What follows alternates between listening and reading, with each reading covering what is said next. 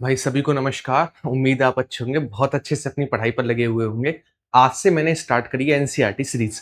NCERT series में मैं आपको वो टॉपिक कवर करा रहा हूं जो रेलवे पूछता है, जिनसे रेलवे में क्वेश्चन बनते हैं। केवल उन चीजों को लेकर बात करेंगे ताकि आपके 20 दिन में कंप्लीट रिवीजन सारी चीजों का हो जाए।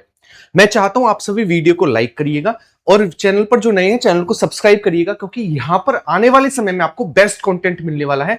अभी तो मैं एक चैप्टर लेकर आया हूं, लेकिन ऐसे में 10-10 चैप्टर एक एक वीडियो में आपको कंपाइल करके डालने वाला हूं आने वाले कुछ दिनों में।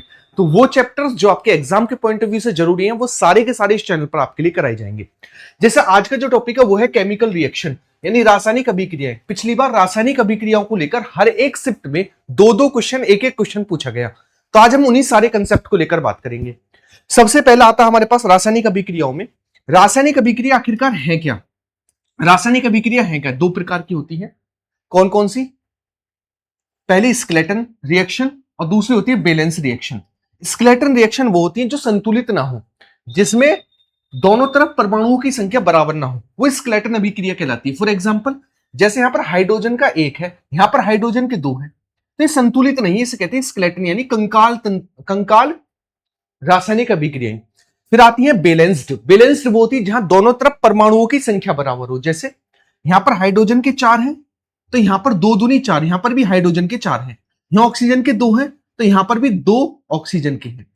इसे कहते हैं बैलेंस्ड केमिकल रिएक्शन, जहां पर दोनों तरफ परमाणुओं की संख्या बराबर हो। आपको क्वेश्चन में फंसा देगा, आपसे कह देगा बैलेंस रिएक्शन क्या होती है ना? उसमें 4 ऑप्शन दे देगा, तो एक ऑप्शन होगा जहां पर दोनों तरफ परमाणुओं की संख्या बराबर होती है। क्या वो बैलेंस रिएक्शन होती है? बिल्कुल सही बात, उन्हें बैलेंस रिएक्शन कहा जाता है।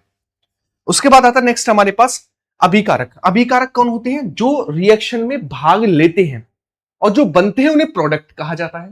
फॉर एग्जाम्पल, यहां पर हाइड्रोजन और ऑक्सीजन है, ठीक है ना? हाइड्रोजन और ऑक्सीजन ने भाग लिया और बना क्या दिया? बना जल दिया। बना क्या दिया? बना जल दिया। तो इसका मतलब यह है कि क्या हाइड्रोजन और ऑक्सीजन जो है ये अभिकारक है, रिएक्टेंट है, और जो बना यानी जल वो प्रोडक्ट है। तो इसे क्या कहते हैं? इसे प्रोडक्ट कहा जाता है। तो रिएक्टेंट क्या होते हैं? जो अभिक्रिया में भाग लेते हैं। प्रोडक्ट यानी उत्पाद क्या होते हैं? जो बनते हैं, उन्हें उत्पाद कहा जाता है। ठीक है, अगला नेक्स्ट अणुसूत्र और मूलानुपाती सूत्र। अणुसूत्र वो होता है जिसमें हम परमाणुओं की संख्या बता सकें। फॉर एग्जाम्पल, देखो यहां पर आप देखो, मुझे बताओ कार्बन के कितने हैं? 6, हाइड्रोजन के कितने हैं? 12, ऑक्सीजन के कितने? 16। बता पा रहे हैं? इसे कहते हैं अणुसूत्र, मॉलिक्यूलर फॉर्मूला। अणुसूत्र में हम बता सकते हैं कि यौगिक में कितने परमाणु हैं। जैसे मैं बात करूं ग्लूकोज को लेकर, तो यहां लिख दिया हाइड्रोजन के 12, ऑक्सीजन के 6 और कार्बन के 6। ठीक है। अब होता मूलानुपाती सूत्र, बेसिक फॉर्मूला। इसमें हम बता नहीं पाते। कैसे? जैसे ग्लूकोज का मूलानुपाती सूत्र CH2, क्या इसमें हम बता पा रहे हैं कि भाई ग्लूकोज में कितने हाइड्रोजन, कितने ऑक्सीजन, कितने कार्बन होंगे? नहीं बता पा रहे।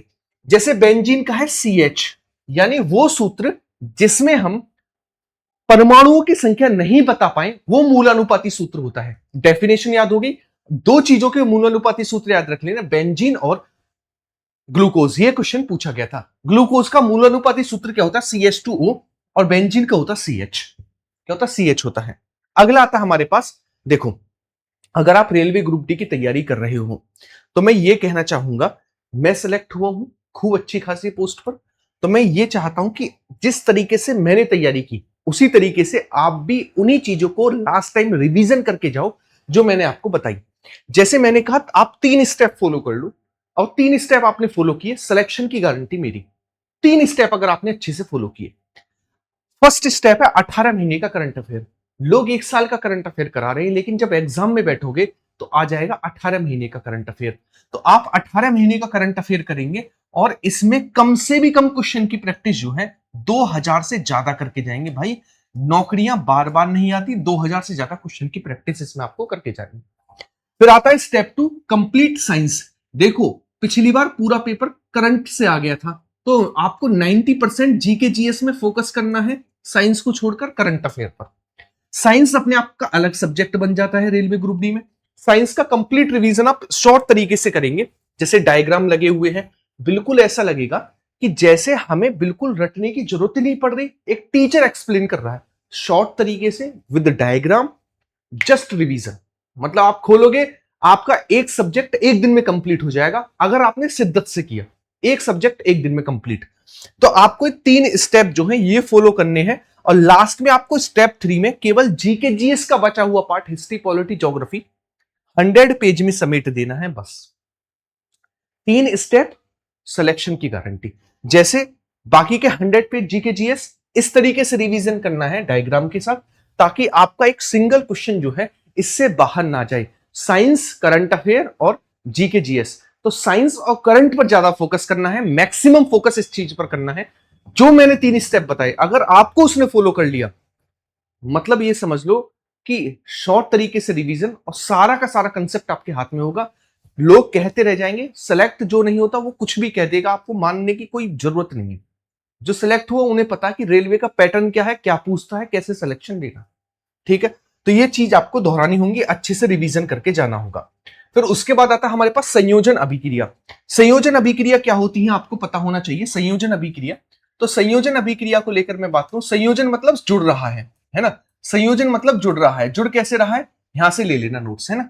जुड़ कैसे रहा है, जैसे कार्बन और ऑक्सीजन के जुड़ने से कार्बन डाइऑक्साइड बन रही है, संयोजन हो रहा है, जिसमें 2 या 2 से अधिक अभिकारक मिलकर एक उत्पाद का निर्माण करे, उसे संयोजन अभिक्रिया कहा जाता है। जैसे 4H प्लस O2, 2 अभिकारक मिलकर एक उत्पाद बना रहे, संयोजन हो रहा है, इसे संयोजन अभिक्रिया कहा जाता है। क्लियर है। यहां से आज लेकर प्रॉमिस करो कि आज से रिवीजन कर दोगे और मेरी गाइडेंस में कंप्लीट सारी चीजें करोगे। अपघटन अभिक्रिया मतलब टूट रहा है, जिसमें एक अभिकारक टूटकर 2 या 2 से अधिक उत्पाद बनाता है, उसे कहते हैं अपघटन अभिक्रिया। दे रहा है हमारे पास क्या, ये रहा हमारे पास अभिकारक, और ये क्या बना रहा है, 2 या 2 से अधिक उत्पाद बना रहा है। रिएक्शन की ये भी याद रखना, कभी कभी रिएक्शन पूछ लेता है। 2KClO3, 2KCl plus 3O2, 2H2O, 4H plus O2। Clear है। 2AgCl, 2Ag plus Cl2, 2NaCl, 2Na plus Cl2। ठीक है, ये रिएक्शन भी याद रखना, इन्हें कहते हैं अपघटन अभिक्रिया। अगला आता हमारे पास उत्क्रमणीय अभिक्रिया। उत्क्रमणीय मतलब जो दोनों तरफ हो जाए, रिवर्सिबल, मतलब जिस अभिकारक से उत्पाद और उत्पाद से फिर से अभिकारक बन जाए। जैसे 2H2O से 4H प्लस O2 बन जाएगा, और इनको जोड़ देंगे तो 2H2O बन जाएगा, इसे कहते हैं दोनों तरफ होने वाली अभिक्रिया। जैसे N2 प्लस 3H2 से 2NH3 बन जाएगा, और इससे टूट के हम N2 और 3H2 बना सकते हैं। ठीक है, इसे कहते हैं उत्क्रमणीय अभिक्रिया, यानी ऐसी केमिकल रिएक्शन जिसमें रिएक्टेंट यानी अभिकारक से प्रोडक्ट उत्पाद और उत्पाद से अभिकारक बन जाए, उसे कहा जाता है। अनुत्क्रमणीय अभिक्रियाएं कौन सी होती हैं, जो एक ही डायरेक्शन में हो रही हैं। जैसे 2Na plus 2H2O, 2NaOH plus H2, ये इसी डायरेक्शन में होगी, रिवर्स डायरेक्शन में नहीं होगी, रिवर्स डायरेक्शन में नहीं होगी।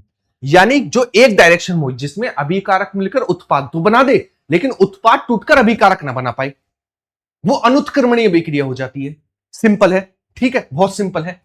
फिर आती है विस्थापन अभिक्रिया। विस्थापन मतलब ज्यादा एक्टिव एलिमेंट कम एक्टिव एलिमेंट को हटा दे, यह है एक्टिवनेस की श्रेणी। Potassium, sodium, calcium, magnesium, aluminium, zinc, लोहा, PbH, Cu, Ag, Au, इसको भी याद रखना। इस श्रेणी को कभी कभी आपसे पूछ लेता है निम्नलिखित में से कौन सी है ना ज्यादा अभिक्रियाशीलता वाली श्रेणी में पहले स्थान पर आती है, दूसरे पर आती है, तीसरे पर आती है, या फिर 4 ऑप्शन दे देगा, इन सभी में से कौन सी ज्यादा रिएक्टेंट है। समझ पाए इस चीज को, तो ये भी आप याद रखिएगा इस श्रेणी को। अब समझिएगा इसमें क्या होता है, ज्यादा अभिक्रियाशील तत्व कम अभिक्रियाशील तत्व को हटा देगा। ये ज्यादा है, बाकी किससे कम है, तो देखिएगा CuSO4 प्लस के Fe, तो मुझे बताओ Fe और Cu में कौन ज्यादा अभिक्रियाशील है। देखो Fe यहां पर आ रहा है, Cu यहां पर आ रहा है, तो ज्यादा अभिक्रियाशील कौन सा है, Fe है। तो Fe Cu को हटा देगा, तो FeSO4 हो जाएगा, Cu की जगह पर आ गया, Cu को अलग कर दिया, एकदम हटा दिया, फेंक दिया।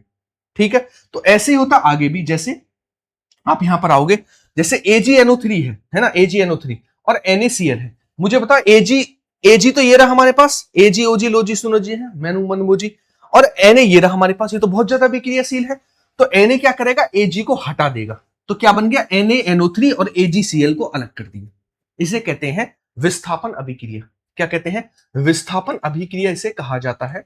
आप याद रखिएगा जो मैंने आपको बताई। आप एक चीज लिख देना नोट्स लेते टाइम, सर आपके सिलेक्शन वाले नोट्स चाहिए, जिनसे आपने रेलवे में सिलेक्शन दिया है और आपका भी हुआ, हमें वो चाहिए, हमें एक्स्ट्रा कुछ नहीं चाहिए। नेक्स्ट अगला हमारे पास ऊष्मा शोषी अभिक्रिया, ऐसी अभिक्रियाएं जिनको कंप्लीट करने के लिए ऊष्मा देनी पड़े, उसे कहते हैं ऊष्मा शोषी। जैसे बर्फ पिघलेगी, बर्फ तब तक नहीं पिघलेगी जब तक बाहर से उसे ऊष्मा न दी जाए, है ना। लोहा जब तक नहीं पिघलेगा जब तक उसे बाहर से हीट ना दी जाए, और पानी तब तक नहीं वाष्पीकृत होगा जब तक कि उसे गर्मी ना मिले, यानी बाहर से एनर्जी दी जाए तब रिएक्शन हो, उसे कहते हैं ऊष्मा शोषी। और ऊष्मा छेपी क्या होती है? छिपाई हुई बैठी है ना, छिपाई हुई बैठी। जैसे पेट्रोल डीजल है, हाथ लगाओगे तो गर्म नहीं लगेगा, आग लगा दो तुरंत गर्म हो जाएगी, पूरी फट जाएगा। तो अपने अंदर ऊष्मा छुपा कर बैठा, छुपी, है ना। जैसे डीजल, केरोसिन, ये सभी क्या है? जलने पर ऊष्मा देंगे। जैसे कार्बन, जैसे आप कोयला लेकर आओ, कोयले को पकड़ो, कोई नॉर्मल ऐसा लगेगा पत्थर है, कोयले में हीट कितनी है, जलाओगे तो कितनी देर तक जलेगा, आग देगा, तो छुपा कर बैठा है। ऊष्मा छेपी कहते हैं। ऑक्सीजन, कार्बन डाइऑक्साइड, लोहे पर जंग लगना, ये सभी क्या ऊष्मा छेपी है। फिर आता हमारे पास ऑक्सीकरण अभिक्रिया। ऑक्सीकरण अभिक्रिया 3 तरीके से पहचानी जाती है। या तो ऑक्सीकरण अभिक्रिया में ऑक्सीजन ऐड हो रही हो, हाइड्रोजन हट रहा हो और इलेक्ट्रॉन की कमी हो रही हो। इन तीनों में से जो भी हो रहा होगा उसे ऑक्सीकरण अभिक्रिया कहेंगे। जैसे 4Mg प्लस O2, 2MgO बना, 2Mg2O बना। देखो ऑक्सीजन ऐड हो रही है मतलब ऑक्सीकरण हो रहा है, तो Mg में ऑक्सीजन ऐड हो गई तो Mg का Mg2O में ऑक्सीकरण हो गया, ठीक है। जैसे 4Cu प्लस O2, 2CO2 बना, तो यानी Cu का 2CO2O में ऑक्सीकरण हो गया, क्योंकि ऑक्सीजन ऐड हो रही है। अगर हाइड्रोजन हट रहा होता तो भी ऑक्सीकरण, और इलेक्ट्रॉन की कमी हो रही है तो भी ऑक्सीकरण। फिर आता है हमारे पास अपचयन। अपचयन जस्ट इसका उल्टा होता है। ऑक्सीजन हट रही हो, हाइड्रोजन ऐड हो रहा हो और इलेक्ट्रॉन का ऐड हो रहा हो, तब हमारे पास क्या होगी? वो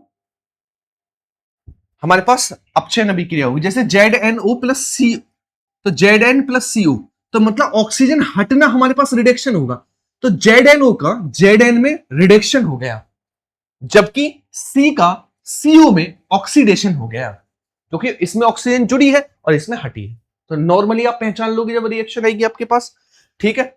चलिएगा, उसके बाद रेडॉक्स अभिक्रिया। रेडॉक्स अभिक्रिया वो होती है जिसमें ऑक्सीडेशन और अपचयन दोनों हो रहे हो। मैंने अभी एक अभिक्रिया बताई, जैसे Zn का ZnO का Zn में क्या हो गया? रिडक्शन, क्योंकि ऑक्सीजन हट रही है, और C का CO में ऑक्सीडेशन हो गया क्योंकि ऑक्सीजन ऐड हो रही है। तो इसे कहा जाएगा रेडॉक्स अभिक्रिया, जिसमें ऑक्सीजन और रिडक्शन दोनों एक साथ हो रही है, ठीक है, दोनों एक साथ हो रही हो। तो ये सारे के सारे मैंने एग्जांपल आपको बेहतरीन तरीके से करा दिए विद सारी के सारी डेफिनेशन और एग्जांपल।